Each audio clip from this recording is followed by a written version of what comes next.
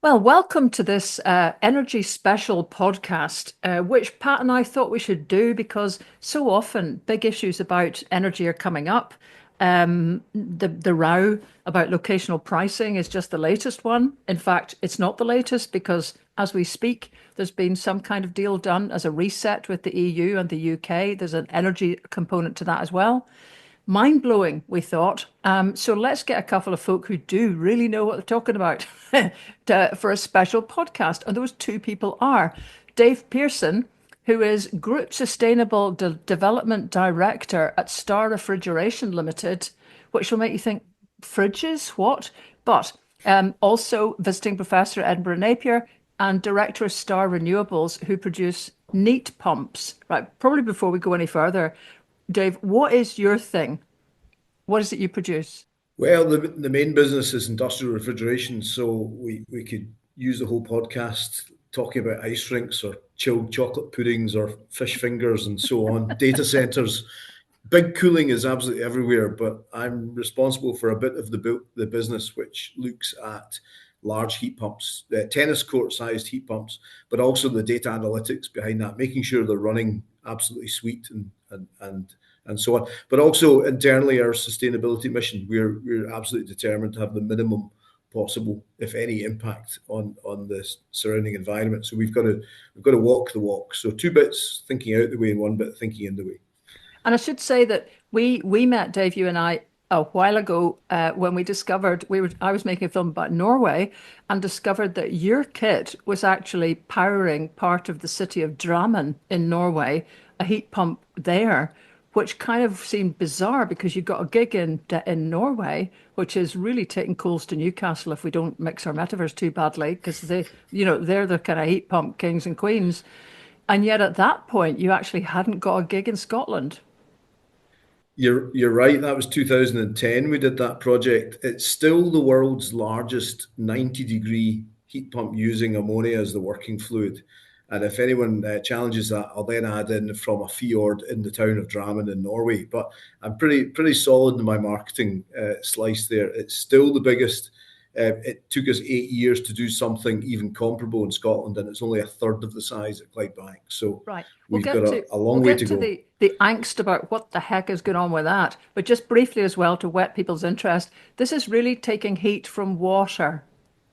We take water in from the saltwater fjord and cool it down. We grab that heat, we push it through a refrigeration system, and it pops out at the other end warm enough to heat people's offices, buildings, social spaces. 80, 90 degrees is warm enough to do that without burning gas. That's the key thing.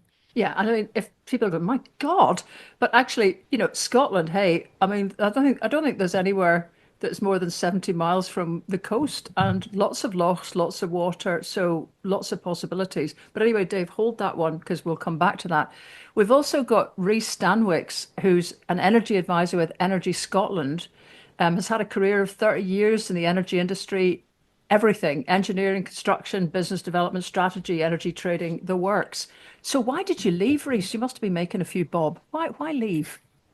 I retired. I didn't leave. You're too young. I was, yeah, well, I've had a long and very successful career, and it's been great. I've enjoyed every minute of it. I have a relatively young family still, so I wanted to help the girls through school. But also, I've got many interests in the outdoors, and I wanted to go back to spending time in the outdoors with the various activities that I do while I was still fit. Mm. So I'd always had plans to retire at 55. Obviously, the changes in the pension structure that made that possible. So I took that Honestly, stop, opportunity. stop. You're making everyone just green with envy. And the thing is, we can see you probably as the podcast goes out. Other people cannot, right? But just to clarify as well, Energy Scotland, what is that? It's a group of either current or ex energy professionals.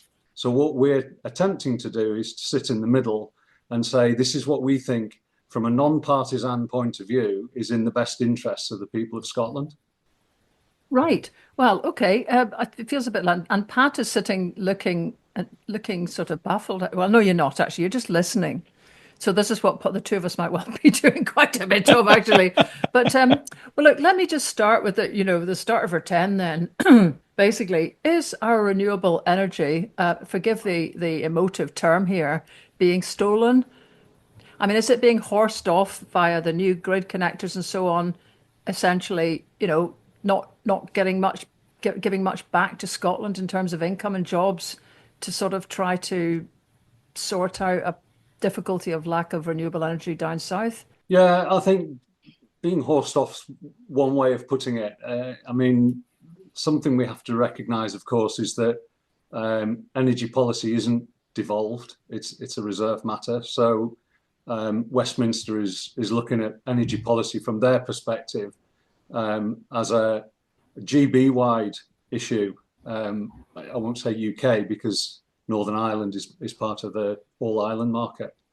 And the long and short of it is that from a GB point of view, the demand is in the south and the renewable capacity capability is in the north. Historically, we used to be both reasonably well balanced. We had a mixture of gas and coal and nuclear.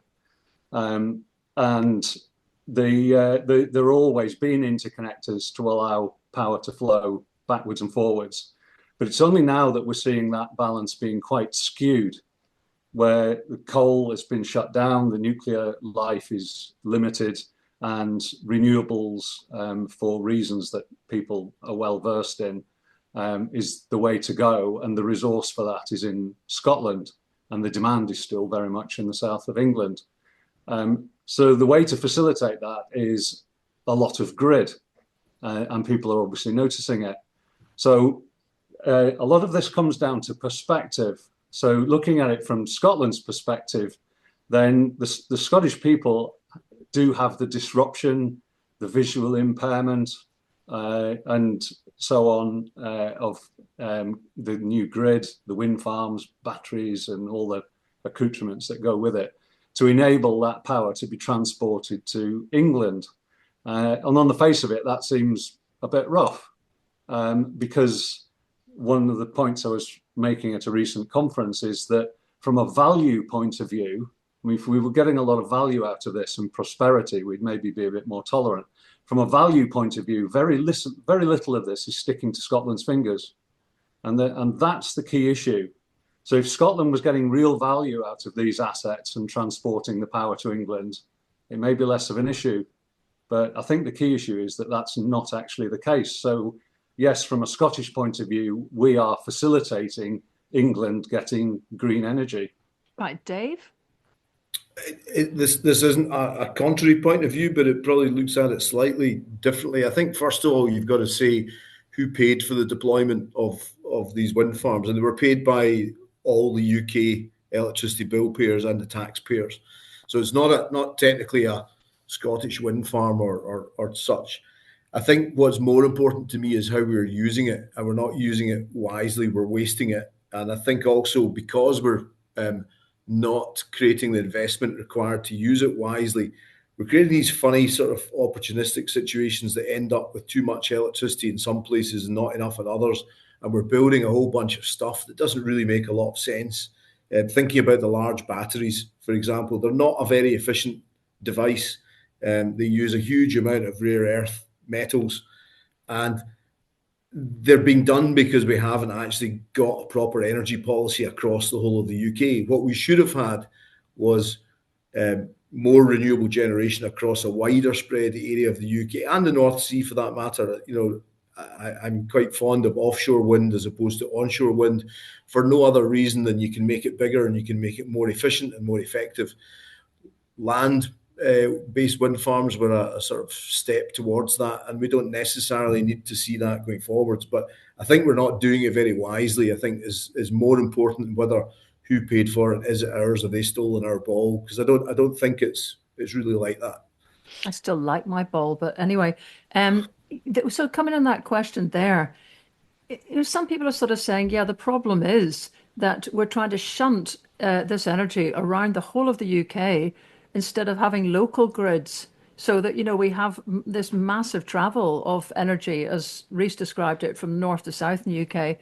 And actually, the future could usefully be something quite different, which is local grids that use, energy mostly where it arises. So there would be less need for these massive everythings, basically, and movements, pylons, yada yada. Now, I know we're talking blue sky now because, energy policy belongs to Westminster. We haven't a chance of doing this as Scotland on its own. But would that not be a better way to run things? Either of you?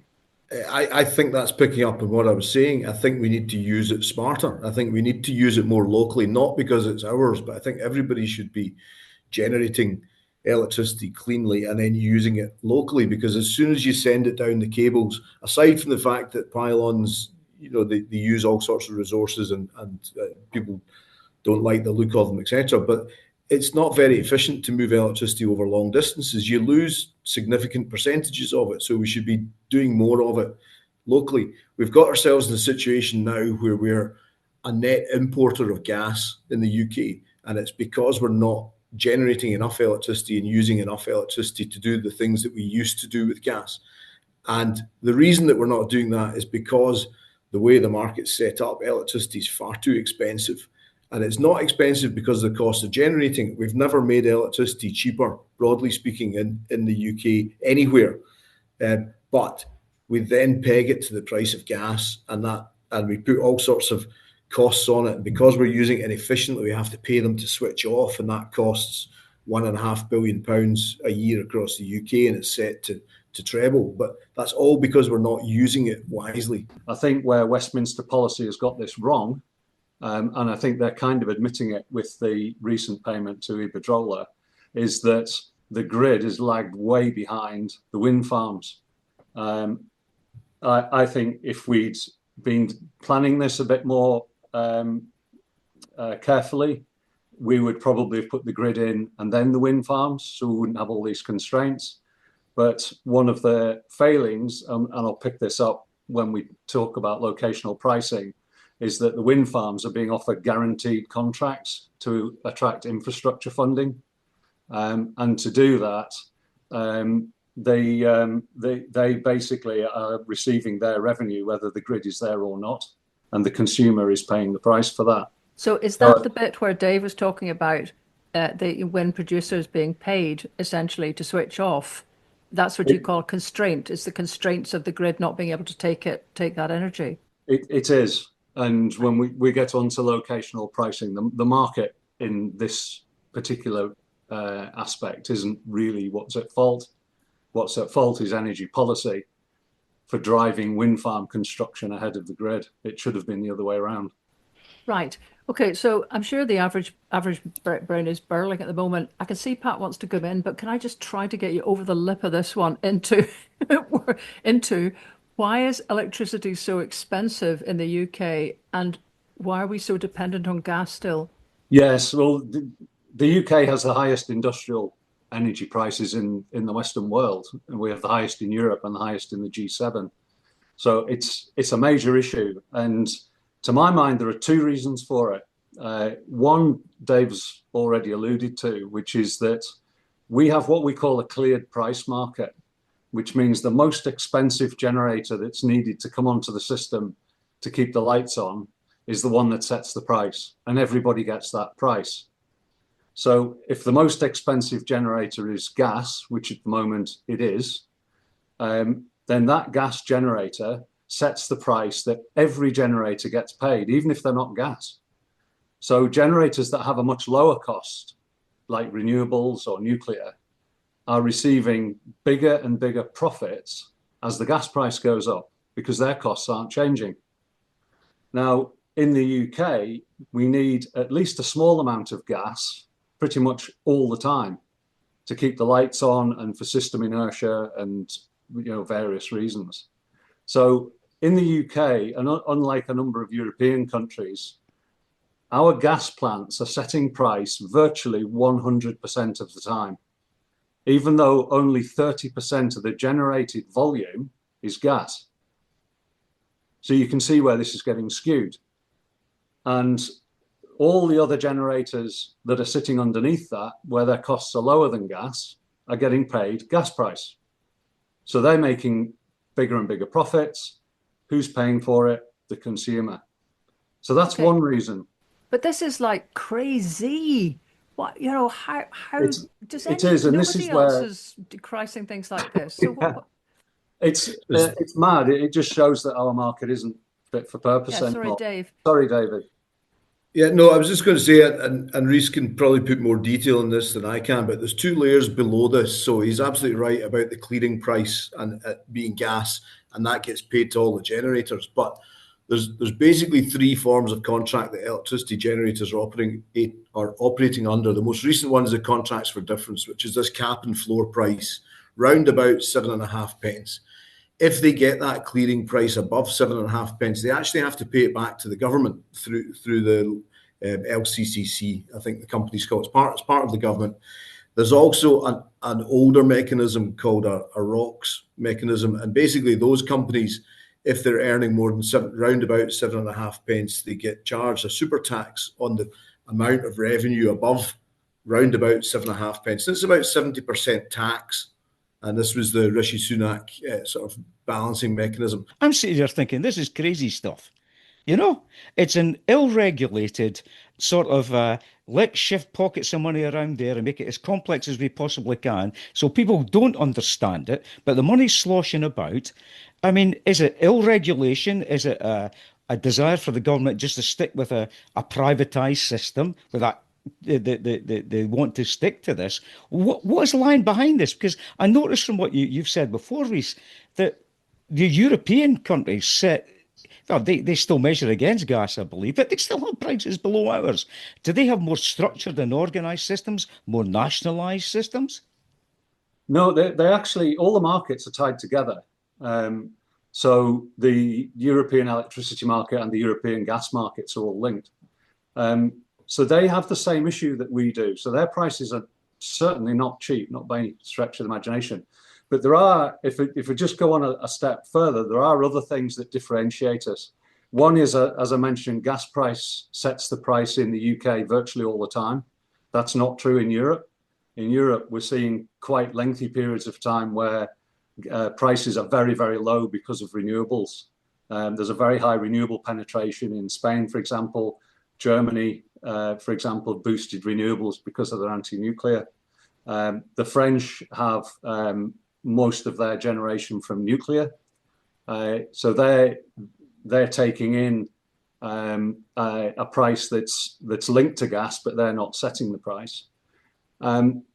So whereas ours is about 98, 99%, in other European countries it can be 80%, 60%, and that gives them a benefit.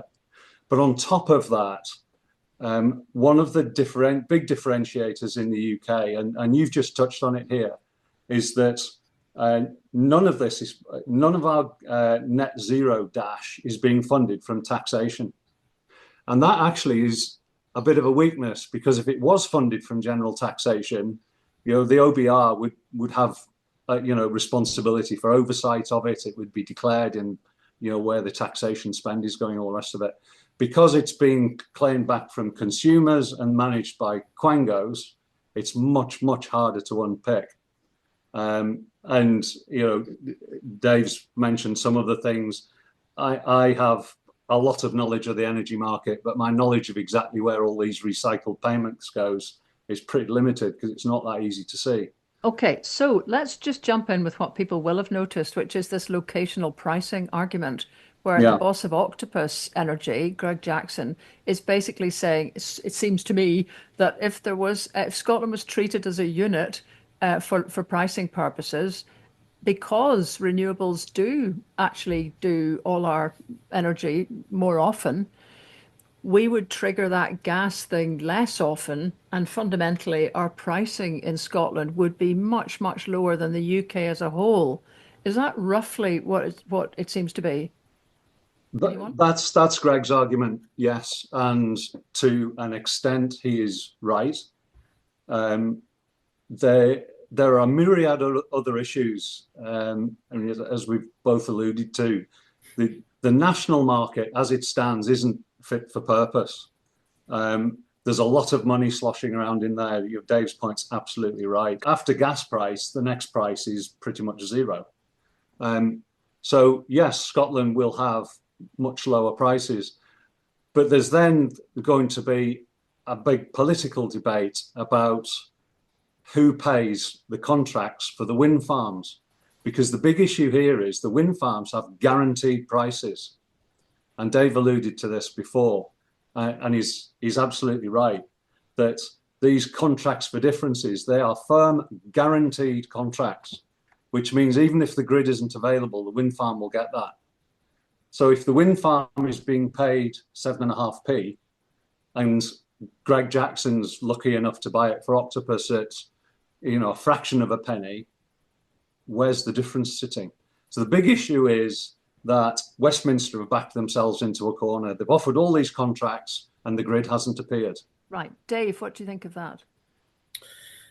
Again, I don't disagree with any of it. I think there's a layer to it, and I find Shetland an interesting and helpful place to help people understand this. Shetland is basically a microcosm equivalent of Scotland, but on a smaller scale. It's exporting electricity now, but it's exporting at, say, 7.5 pence per kilowatt hour. But to consume it locally, it's paying 22 pence per kilowatt hour. It's also, though, importing a huge amount of fossil fuel for all the other things that we do in our daily lives. The other thing that we need to remember is a lot of these wind farms are getting a little bit long in the tooth, and there will need to be significant investment to replace them. Otherwise, there won't be this free, cheap electricity. So I think if we want to absolutely empty the family silver in the short term, measured in 10, 15 years, we should go for some sort of locational marginal pricing, get really cheap electricity in Scotland, splash it up against the wall, against the way we did with gas, and then we will be absolutely in the brown stuff after that. If we suddenly change the rules, this investment money will vanish and we'll lose tens of thousands of jobs in Scotland. So affecting the potential investment is a really bad idea as well. However, I think they're arguing about the wrong thing.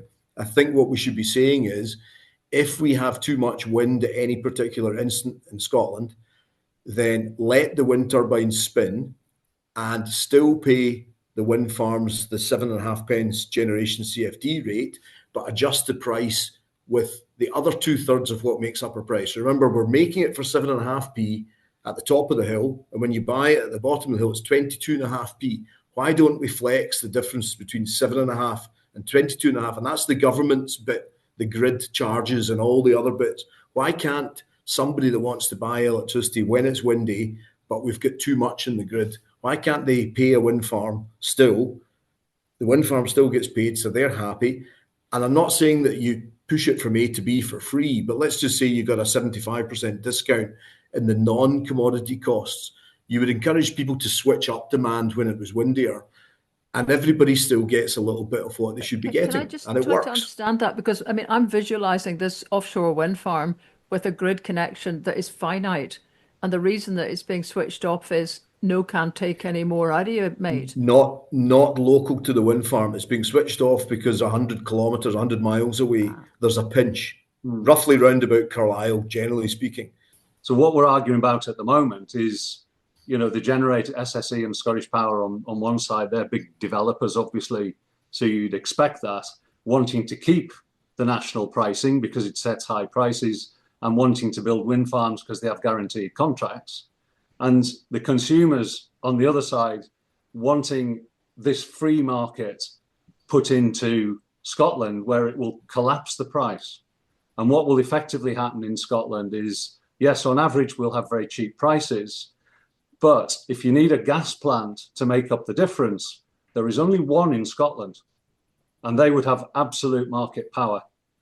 So unless that was controlled in some way, you could end up with Scotland having a real feast and famine, boom and bust type pricing. It could be exceptionally volatile. So, my proposal was, and my presentation, which you've obviously got, Lesley, was to have a market in Scotland, which we can't do at the moment, but if energy was devolved, we could. That is cost reflective and stable.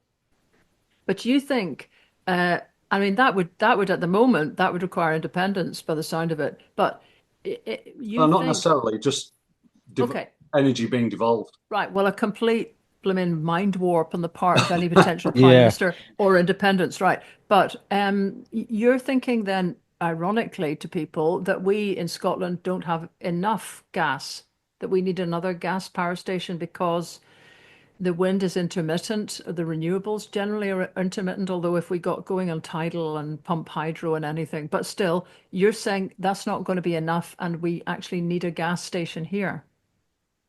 Yeah, this was looking at the Scottish market, if you like. So if you look at Scotland and what we have in Scotland in isolation, so the interconnection that you mentioned before about taking all this power to England and do we need it, we actually heavily rely on the interconnectors to work the other way when the wind isn't blowing.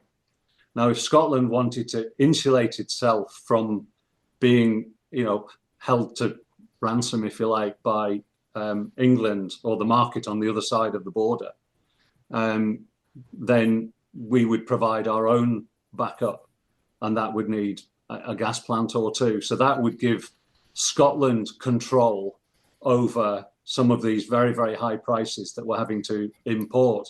And one of the points I was making with that is there is a way within the existing devolved matters of doing that without breaching the Scotland Act.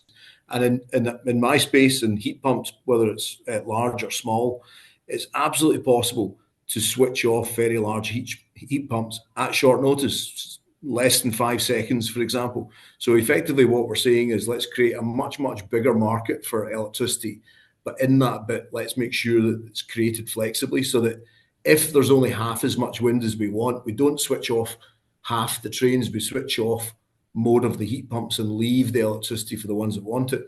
The other thing that certainly was interesting for me, and this is just pure speculation, reading some of the press out of Spain, was creating devices that create that spinning inertia, flywheels basically, and adding devices into the grid that bring a strength that wind turbines don't perhaps have compared to large power generation plant.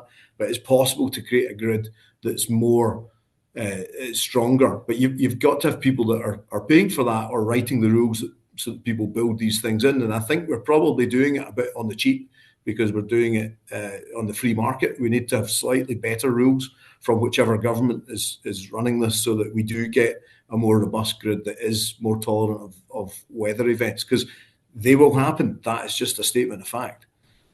Right. Well, let's move on to the next bit of this, which is very much your neck of the woods, Dave, because the other sort of shocker really is that I think we're still in Britain, and I think Scotland's the same, using heating is 85% gas. Yeah. Which is what? And I think that's higher than pretty much anybody else. And it doesn't have to be. This is where you come in, because this is where Drammen comes in, because this is where the heat pump that works in that whole town comes in, which is where district heating. My God, everyone that's listened to this podcast for many years are going, no, not district heating again. But this is what it needs, surely, Dave. And why isn't it happening? It's not happening because electricity is too expensive. If you take, let's keep the maths easy for me, but if electricity is 7.5 pence and you're using a heat pump that gives you 3 units of heat for 1 unit of electricity, you can make heat for 2.5 pence, which is roughly about half the cost of burning gas in a gas boiler. So that gives you a chance. If you're doing 21 pence divided by 3, it's 7 pence, and that's already give or take 50% more expensive and using equipment that's more expensive. So you've got absolutely no chance of creating another Drammen or another Queen's Quay if we're expecting these facilities to be built on the basis of 20 plus pence per kilowatt hour, unless we ban gas. And that's clearly not going to happen because it's political suicide. So we've got to find a way of making clean heat as cheap as dirty heat. And the only way you can do that is by getting the electricity from the top of the hill to outside the town, into the town at much, much closer to the 7 pence. And that's financially possible because you will never convince me that it costs 14 pence to get electricity from Whiteley's wind farm outside Glasgow to Clydebank. It just doesn't. And that's back to Rhys's point about the actual opportunity cost of whatever technique we're doing. We've got to pay what it actually costs, not some outdated average sort of mishmash of a whole bunch of different things. It's not designed for what we're trying to do, and we should have realized that much sooner. Right. Can you just expand on that idea? Because you talked to me about this before, about essentially getting dedicated energy from something big like Whiteley's huge, I think it's one of Europe's biggest wind farms, straight into Glasgow. Right. How would you do that to then set up district heating? If there was the right commercial model, which there could be, you could run a private cable from Whiteley's into the centre of Glasgow and bring roughly the equivalent of one or two turbines worth of electricity generation into the centre of the city and do large heat pumps. But it's not likely to happen because nobody would take a risk on that. And that's where I think the Scottish Government need to think a bit smarter and box clever, if you like, and say, well, we can't pay for that electricity grid because we're not allowed to. However, we could perhaps underwrite a private company to put that extra cable in. Now, I have to at this point say I'm fundamentally opposed to what's called private wire, which is basically a parallel electricity grid running from A to B, from a generator to a consumer. I'm fundamentally opposed to it because it soaks up human and financial and material capital that we shouldn't be wasting building a parallel grid. We've got a very, very effective grid in Scotland already. It's the bit connecting it to England that's the problem. But there is no shortage of capacity in the electricity grid at the high voltage level around Glasgow. I've looked at the numbers. There's plenty of spare capacity. What we need to be allowed to do is push the electricity across that grid. But as much as I'm fundamentally opposed to private wire, I'm even more fundamentally opposed to doing nothing because I think that's even worse. We should be making the investment case, getting the jobs, earning the tax from that pays for all the social good that we need in a well-working society. But we're not doing it because of the rules of government. And that's entirely wrong. The rules of government should make the right stuff easier, not the right stuff harder. And that's just because we've got outdated rules. They're just not fit for purpose. I mean, just to come back to your point on planning, I think there are two things that the Scottish Government should be doing more of. The first one is getting value out of the projects. If we're going to have the projects up here, we can't dictate the terms and conditions, but we can put our own conditions around the side. And community benefit is an obvious one. Now, the Ofgem guidance is that the local communities should get £5,000 a megawatt of capacity. Now, the feedback I've had from various councillors is that almost never is the case. The projects get referred to central government and the planning gets nodded through. So the first one is, are the local communities getting the best value out of hosting these projects? And the feedback I get is that they're not. And the second one is using the planning powers as leverage into central government to influence policy. An extreme example would be, right, you're not going to get any more planning consent for any of this stuff unless you give me, A, B, or C. Local network schemes, having some of these community schemes under local authority ownership. I mean, arguably we can do them all anyway, but some of it needs a bit of interpretation to avoid tripping us up. Holyrood could say to Westminster, if we're going to nod through all these pylons coming down the Angus Glens and down from Beaulieu and essentially down from the northeast, we want something in return. Exactly. Yeah, Right. exactly. And I keep coming back to this visualization. I don't know if it was you or Dave that said it, that the pinch point is sitting at Carlisle. And I know you've explained why, we're still taking some material, we're still taking something back in the other direction. But it just feels like, God damn it, then, why can't we sort this out for us? Yeah, I mean, that's exactly the point. We export far more than we import. Far, far more. We export about 20 terawatt hours and we bring in 5 or 6. Now, it's a very important 5 or 6. Obviously, it's when we really need it to keep Scotland's lights on. But we don't need the 2 new interconnectors that have just started construction. So this ship may have sailed anyway. That planning was nodded through. And that'll around double the interconnector capacity from Scotland down to England. But it's really, Dave said it as well. It's about the Scottish Government boxing clever, trying to figure out what energy policy works for us and using what levers we have to try and negotiate it. And I'm not convinced that we do that.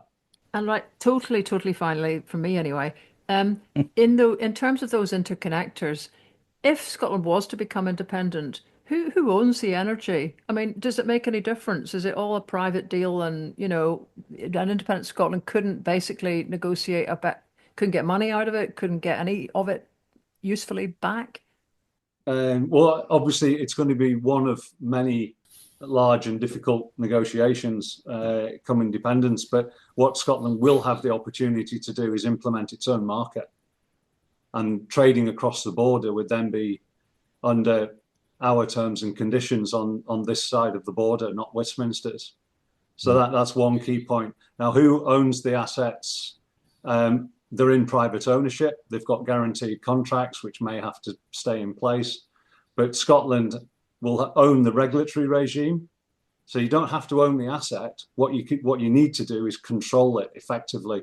And that's the regulatory regime. And we would have control of that. And we'd have the ability to implement our own market in exactly the same way as Ireland has done. There's an all-Ireland market now, which seems to be, I was involved in trading it at one point in time, seems to be more effective than the market we have now. And have we missed the boat in terms of the technologies? Because the vast majority of the money spent in these wind farms, etc., is in imported technology and the money going to foreign firms. And I think that's something I would like to talk about genuinely, because that's the bit that's missed out from my perspective. We've not talked about the just transition, the move away from employment in certain areas in places like Grangemouth and the North Sea, and the effect that will have on workers if we don't engage in a just transition that takes these things seriously. And do we have the capability in Scotland, or have we missed the boat? But that's for another podcast, I think. Well, that's a bit of a cliffhanger, actually, because who knows if these guys have got the time to come back. And apologies, Pat. It's just hard to kind of keep all these threads running. But so, Rhys, Dave, what about that then? I'd love to talk about that. That's the passion for me, is job creation, how we're going to build this stuff. We're building the heat pumps in Glasgow. We're very proud of that. We want to do hundreds of heat pumps up and down the country, export them all around the world. We just need the policies to make this market move. The policies are what's holding us back, not the technology, not the finance. There's billions of pounds want to invest in this sector, but the rules make it uninvestable at the moment. Yeah, I would completely echo that. The just transition is absolutely critical. I mean, this is something that should be very much towards the top of the Scottish Government's agenda. We're seeing oil and gas in jobs being lost hand over fist. There was some more with Harbour Energy recently. The issues at Grangemouth. It's very quick to shut business. It's very difficult to create new business and get it going. And what we're seeing at the moment is the reduction in jobs in oil and gas is very, very apparent. It's very in front of us. And the green jobs are somewhere in the never, never. And from what I see from wind farms, a lot of the construction is a lot of the value of construction is in the technology. That's all imported. There are some construction jobs in terms of the infrastructure, and once that's in place, the operational job creation is quite small, because a lot of the operations and maintenance is done under warranty, and it's done by the technology provider. So I see a lot of jobs being reduced, and I'm struggling to see where the job creation is. And we need to get that balance before it gets so one-sided that Scotland ends up in economic difficulty. Well, there's a table and a dozen chairs or so down at Queen's Quay. For anyone that's been there will know. Let's see a Scottish Government Cabinet meeting down there, and they can actually Queen's see it in Quay the flesh. being the gig in Clydebank, is it where Being you've got... it's the UK's largest high temperature river source heat pump, and tragically the planning consent was applied for in 2017. We haven't seen another one of its ilk since then, and that's fast approaching a decade later, which is a tragedy. I'm glad to have actually finished all this on a downer for everybody. I don't think there's any question we could ask to which there is not a downer in the answer somehow at the moment. But anyway, look, thank you for being so frank and kind of giving us much food for thought. I still think we'll probably be back for part 2 at some point. But anyway, thank you both very much indeed.